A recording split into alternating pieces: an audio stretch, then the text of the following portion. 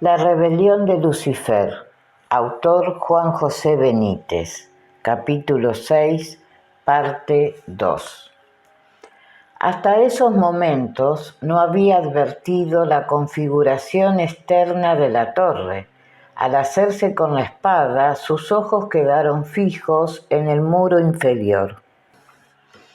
El rostro de Sinué se crispó y su espíritu volvió a ensombrecerse. En realidad pensó, ¿qué otra cosa podía esperar? Dirigió la mirada hacia las mastabas superiores, pero el resultado de la inspección fue el mismo. Cada palmo de la obra exterior de la fortaleza se hallaba recubierto o adornado por una calavera humana. Cientos de miles, quizás millones de cráneos, como los que asfaltaban el desfiladero y la vaguada, habían sido cuidadosamente adosados a cada una de las 6 terrazas o plataformas que configuraban el fortín. Y todos ellos, asombrosamente, mirando hacia afuera. Tampoco desde allí, al pie de la altiva torre, se apreciaban puertas, troneras o apertura alguna. El conjunto formaba un todo compacto y hermético. Tocó algunas de las osamentas, llegando a introducir sus dedos a través de las cuencas y fosas nasales, tirando de las cabezas. Ni una sola cedió. El macabro artífice de tan paciente obra había sabido ligarlas a los hipotéticos muros interiores con tanta destreza como solidez. A diferencia de la inmensa mayoría de los restos esparcidos sobre el terreno, aquellos cráneos sí conservaban sus respectivos maxilares inferiores e incluso, para mayor desconcierto, los ligamentos y apófisis estiloides que sujetan la citada mandíbula inferior. Por descontado, sobre cada hueso frontal, a escasa distancia del nicho de la nariz, resaltaba la inquietante marca de la bestia, el 666. Cautelosamente fue rodeando la ciclópea terraza o mastaba que constituía la base de la torre, estimando su diámetro en unos 200 metros con una altura de 20 aproximadamente. Eso significaba, a juzgar por la similitud en altura de las restantes 5 plataformas, que la fortaleza superaba ampliamente los 100 metros de altitud.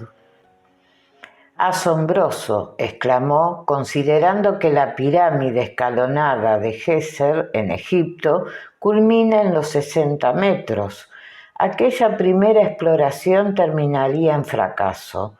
Al regresar al punto de partida, Sinué verificó la inexistencia de acceso alguno, al menos que él hubiera podido constatar. Por otra parte, el lugar seguía sospechosamente desierto. No era normal, se repetía a sí mismo, que, si aquella era en verdad la torre de Amón, los medianes rebeldes, las golem o quién sabe qué criaturas diabólicas no hubieran dado señales de vida.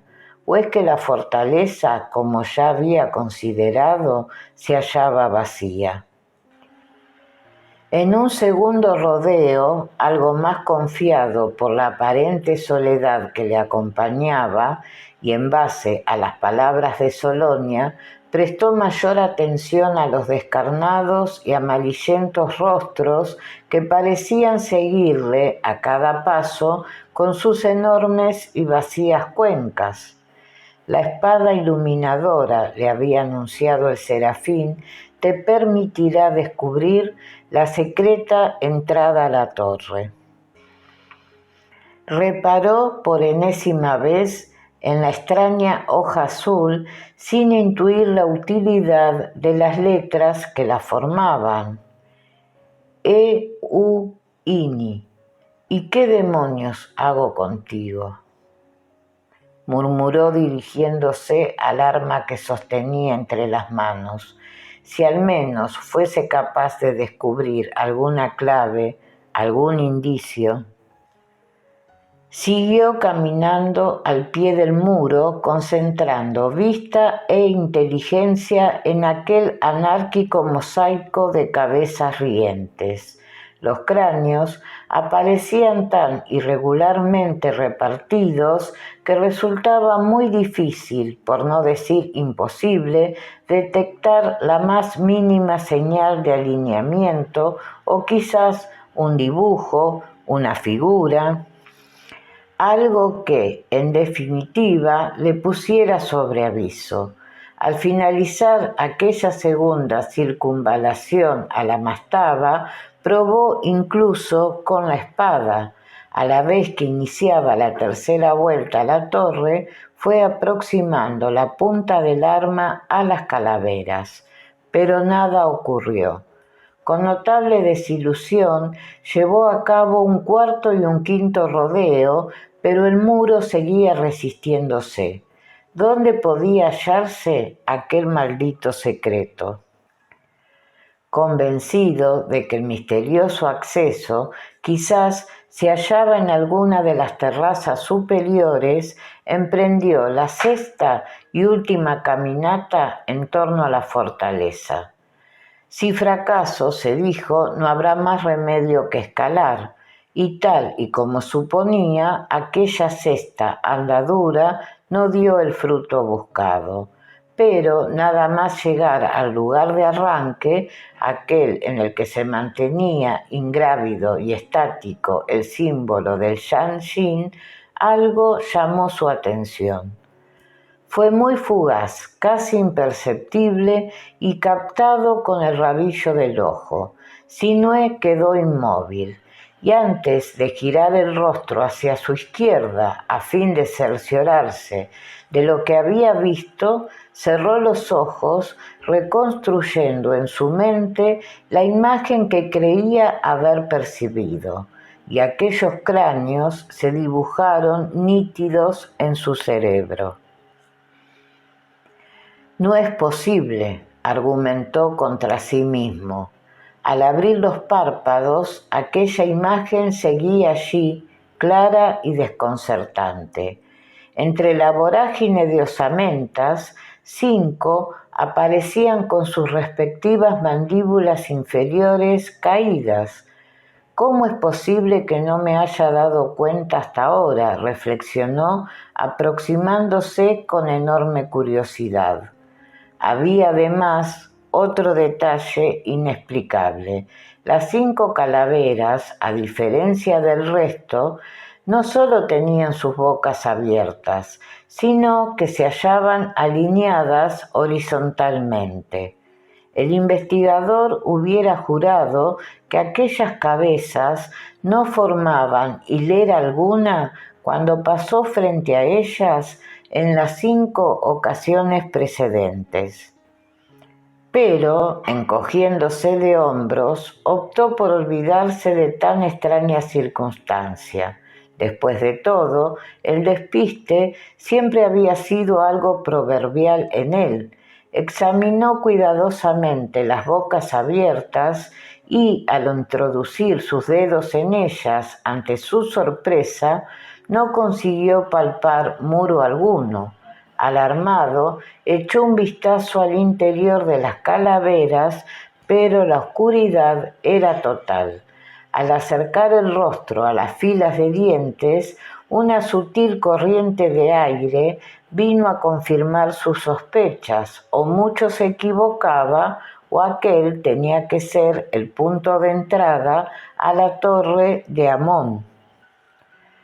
Luchando contra su impaciencia, retrocedió un par de metros, contemplando aquella inesperada pista, pero el problema no estaba resuelto.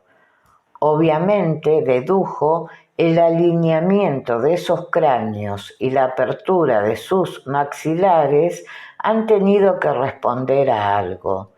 ¿Pero a qué? ¿Por qué? Sinué entornó sus ojos reconstruyendo mentalmente, paso a paso, sus evoluciones alrededor de la fortaleza. Y al recordar que aquella era su sexta vuelta a la mastaba, un escalofrío le sacudió de pies a cabeza.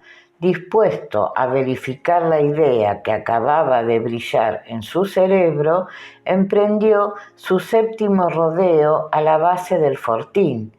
Esta vez, consumido por la incertidumbre, emprendió una frenética carrera. Al poco se detenía jadeante frente a las 5 osamentas. Dios. Al rematar la vuelta, otras 5 calaveras se habían alineado inmediatamente por debajo de las primeras y con los maxilares igualmente abiertos. Sin aliento, emocionado, el soror repitió su exploración, confirmando la presencia de una cada vez más intensa corriente de aire fresco que brotaba por aquellos 10 boquetes. Su intuición había resultado un éxito de momento. El número 6, de nuevo, se había convertido en protagonista de sus aventuras.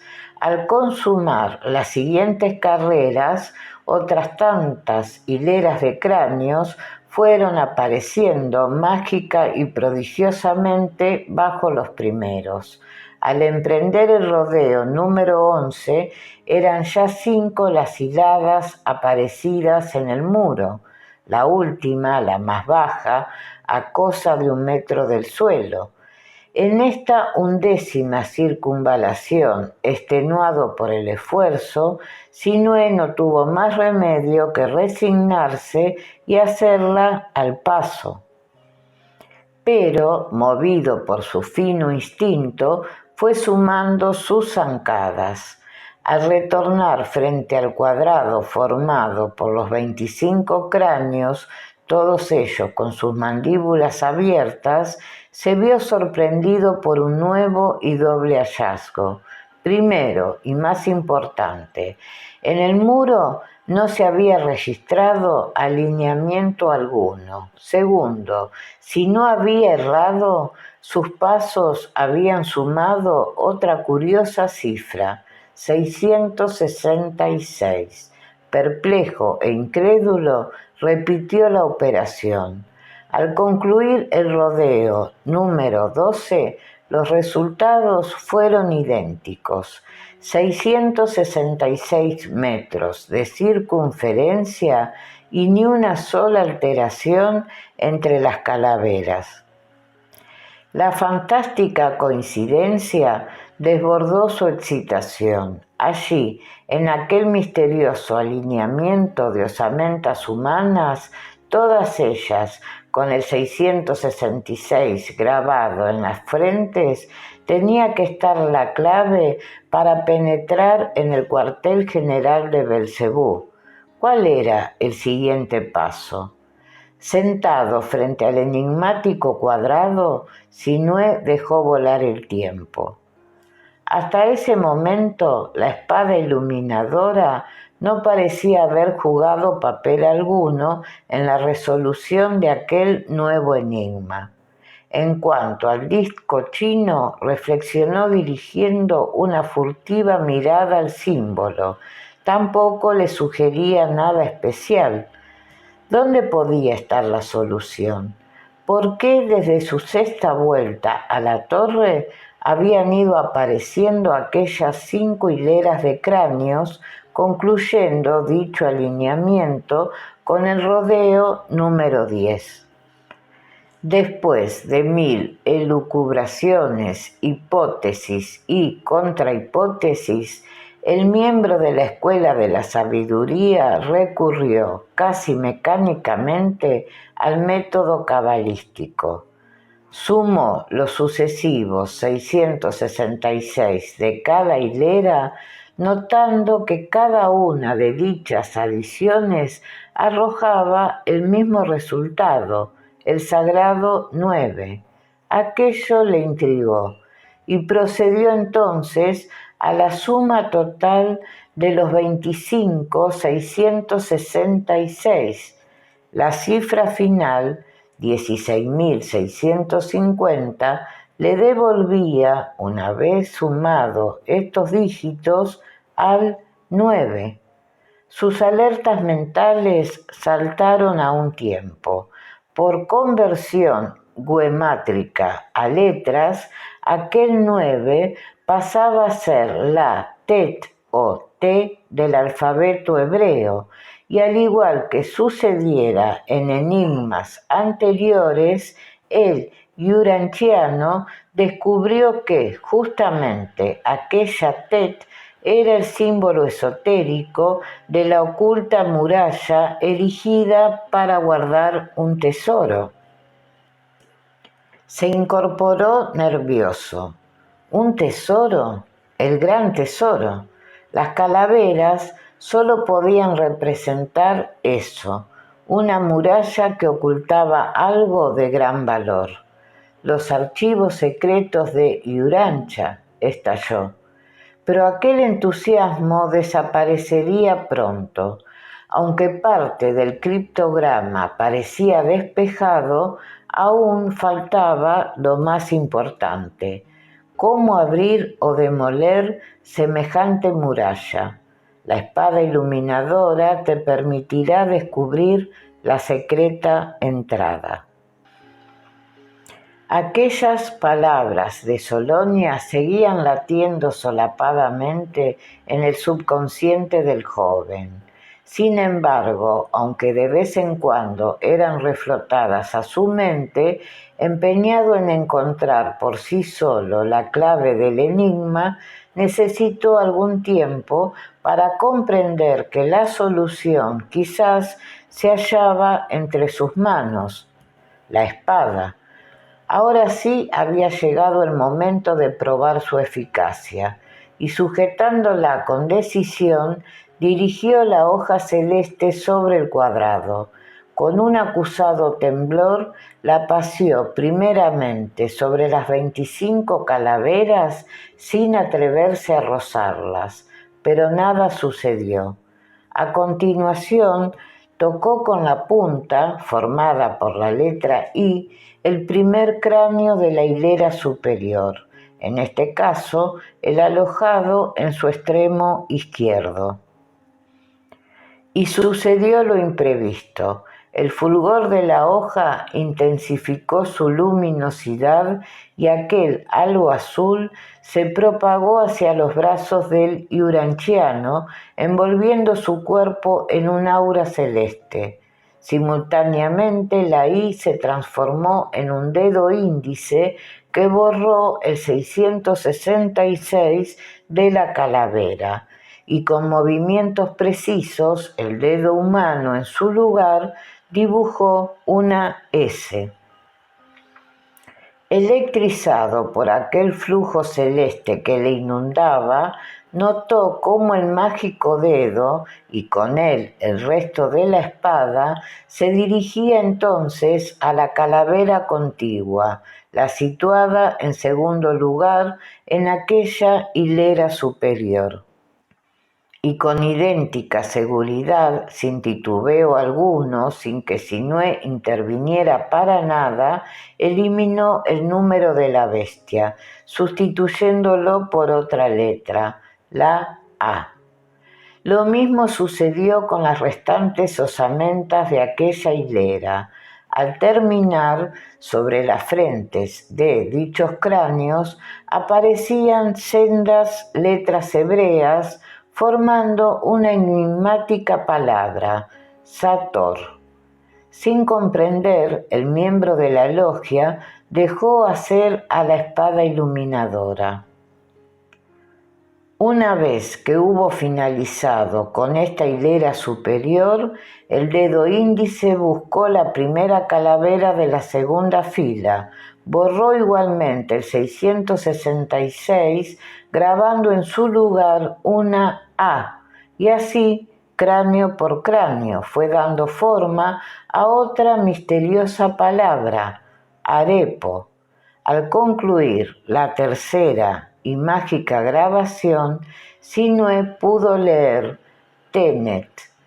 En la cuarta hilada, el dedo sustituyó los 666 por otras tantas letras del alfabeto hebreo, apareciendo un nuevo galimatías horizontal, ópera.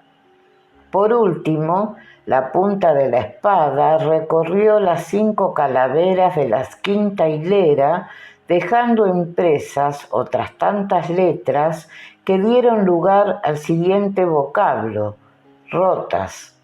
Instantáneamente el dedo azul desapareció y el halo que cubría al liuranciano se retiró de su cuerpo, esta vez en sentido inverso, hasta quedar concentrado a lo largo de la hoja de la espada.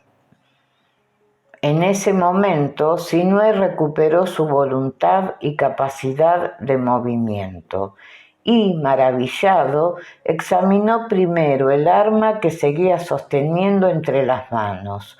La letra I, como sucediera con la S, se había esfumado.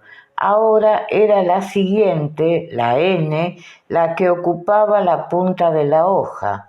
Incrédulo, la tocó, verificando que no había modificado su temple original. Partiendo de la empuñadura, la espada iluminadora había quedado reducida a las letras E, H, U, N. En cuanto al cuadrado, ¿qué significaban aquellas palabras? Bajó la espada y avanzó hacia el muro. La sustitución del número de la bestia por aquellas 25 letras, a pesar de la indudable mediación del arma entregada por el leal a Micael, le había puesto en guardia. Los rebeldes seguían sin dar señales de vida y eso le intranquilizaba tanto como la resolución de aquel interminable galimatías. ¿No estaría siendo víctima de un nuevo ardid de los medianes de Belcebú? La tentación era irresistible, así que, doblando su rodilla derecha sobre las osamentas, con los músculos tensos como ballestas, dirigió las yemas de los dedos hacia los cráneos, rozó una de las letras, pero, en contra de lo que suponía, nada ocurrió. Al hacerlo por segunda vez, comprobó que el signo hebreo había sido practicado sobre el hueso a manera de un bajo relieve. Al acariciar el resto, observó que todas parecían cinceladas sobre las frentes. Inaudito. Más extraordinaria aún le resultó la lectura del palíndromo, porque en aquel cuadrado una de las palabras, rotas, podía leerse de izquierda a derecha, de derecha a izquierda, de arriba a abajo y de abajo a arriba, y articuladas sobre estas letras exteriores, el observador podía leer igualmente en cualquier dirección las otras 4 no menos intrigantes palabras. Desconcertado, intuyendo que el final del enigma no podía estar muy lejos, olvidó por completo dónde se hallaba, sumergiéndose en el criptograma.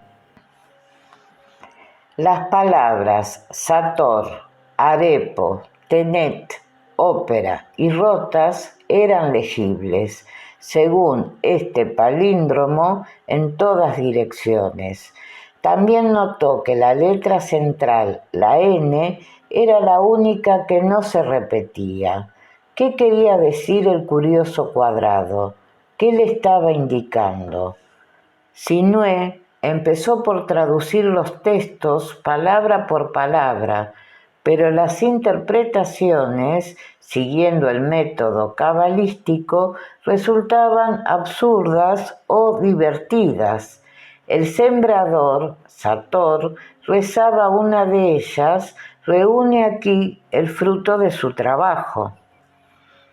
El labrador, decía otra, tiene sus obras en la mano, o el sembrador, Arepo, dirige las ruedas cuidadosamente. Aquel, indudablemente, no era el camino adecuado.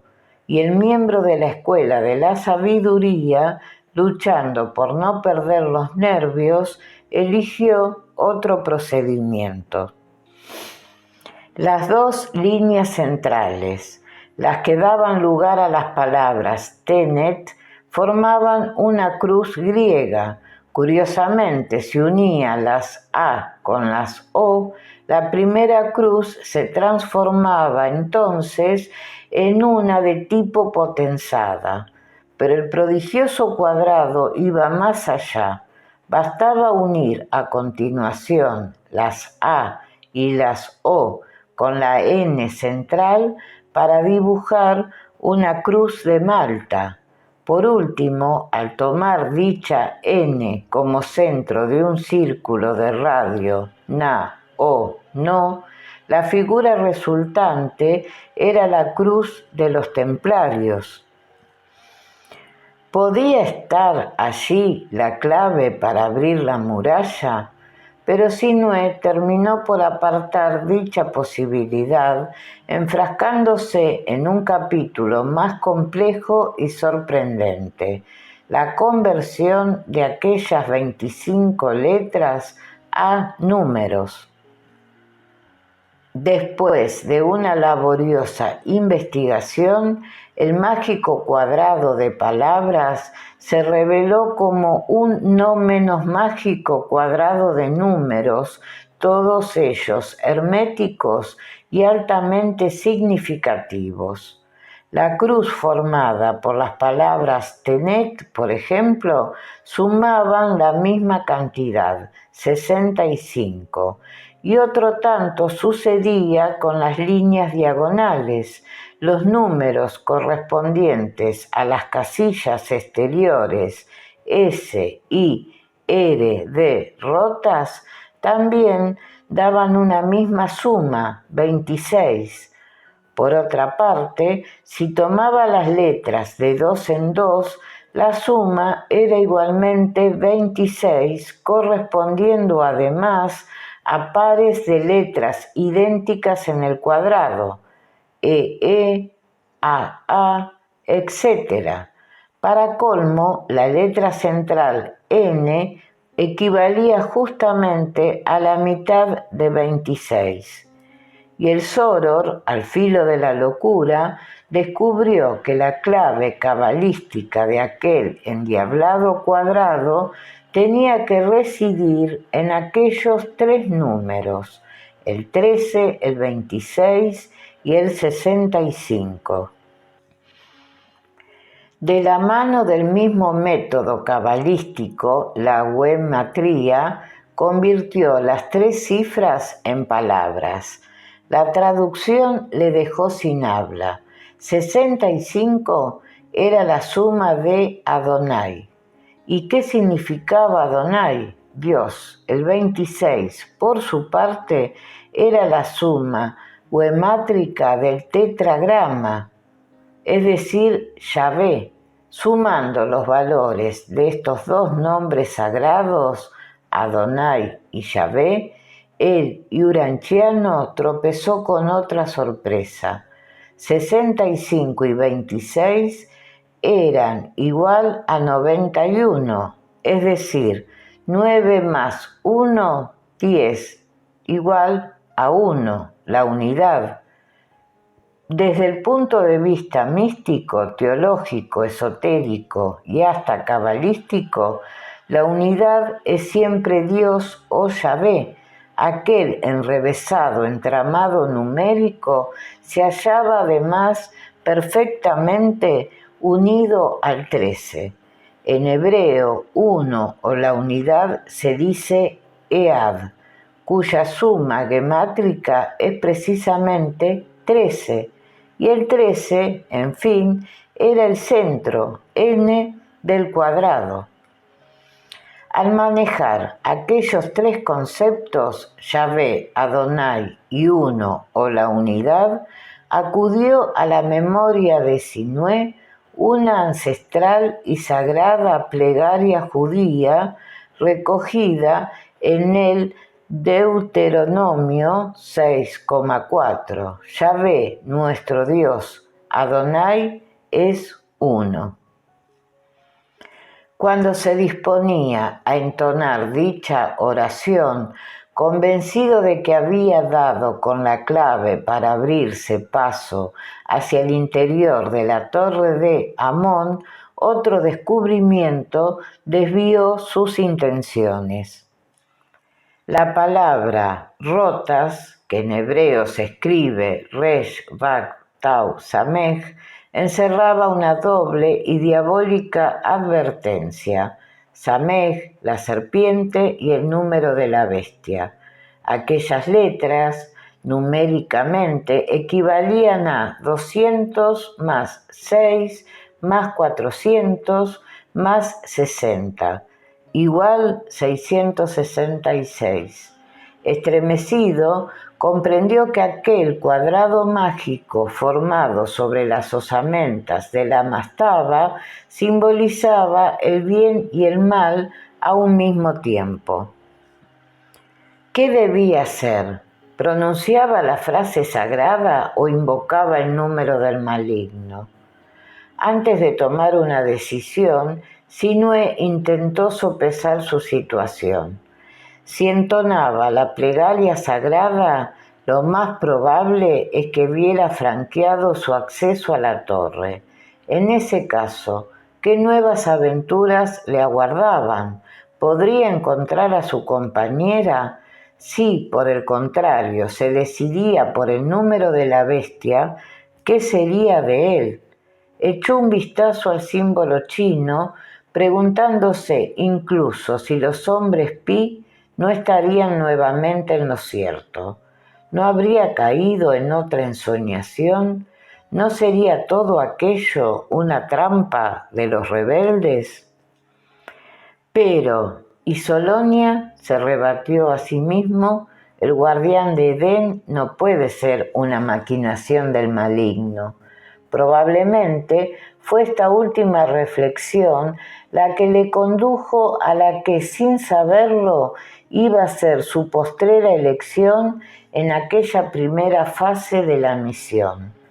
Y antes de que su atormentado espíritu pudiera volverse atrás, se puso en pie. Sujetó la espada, apuntando con ella al centro del cuadrado y procurando ocupar su mente y corazón con una sola idea, Nietiv, gritó con todas sus fuerzas: Yahvé, nuestro Dios. Como si se tratara de proyectiles invisibles, aquellos primeros sonidos, nada más escapar de los labios de Sinué, empezaron a pulverizar las calaveras.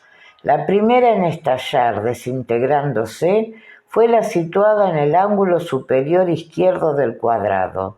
Y, a continuación, vertiginosamente, y siguiendo un rígido orden, desaparecieron todas las que componían las tres hileras superiores.